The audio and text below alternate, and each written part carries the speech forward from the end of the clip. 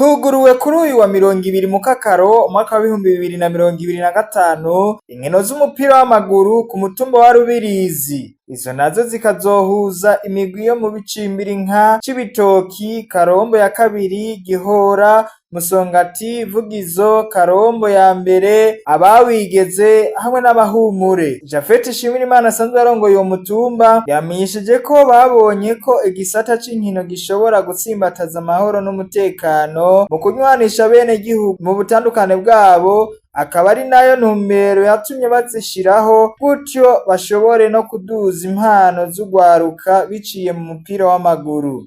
Izi nkino zuguruwe uyu munsi ni nkino zuguruwe ku ncuro ya gatanu kuva dutanguye kurongora uyu mutumba mwiza wa Rubirizi. Twaragiye hamwe rero nk'abajejwe intwaro ku mutumba wa Rubirizi. Kino gisata c'inkino n'imico kama turabona ko ari inkino gishobora gufasha mu gutsimbataza amahoro n'umutekano mu kunywanisha abene gihugu mu butandukane bwabo.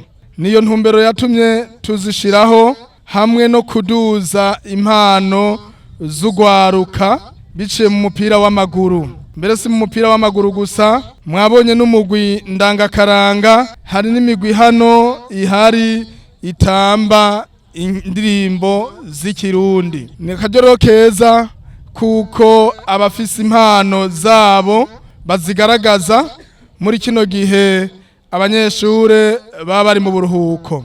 Nababwiye rero ko ari incuro ya gatanu izi nkino zitunganijwe. Uyu mwaka hariho akabirya ka mbere nuko muri iyo myaka hahora hahiganwa ubucimbiri butandatu, ariko uyu mwaka hagiye ko agacimbiri kindwi gashasha twungutse ka Kigobe muri yandinganizo nshasha y'uburere bushasha.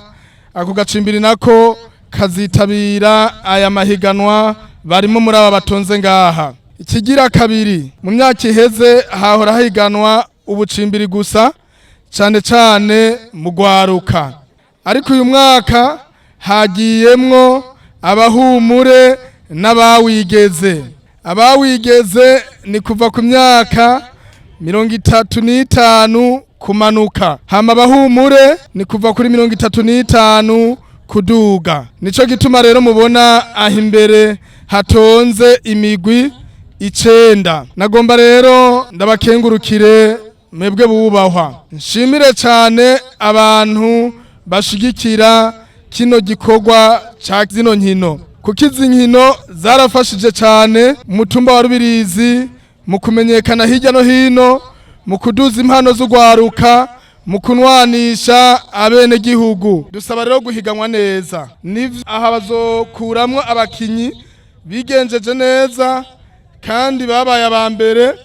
Hariho ivyo bazofatirako kugira havemwo umugwi uzohora userukira umutumba. Muhiganwe nk'abavukana, mudahezanyayo, mutavunana, bize bigaragare nyene kari nkino za kivandimwe, ari nkino zo kunwanisha. Nkasaba rero ko abene gihugu baba hano ku mutumba bashishikara gushigikira zino nkino kugira ngo haze haboneke uburyo bw'ubushimwe n'ibikoresho bizohabwa imigwi izobiyambya.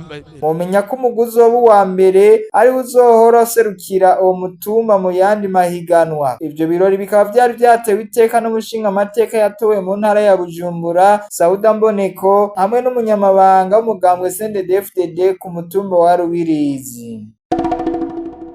Radio Television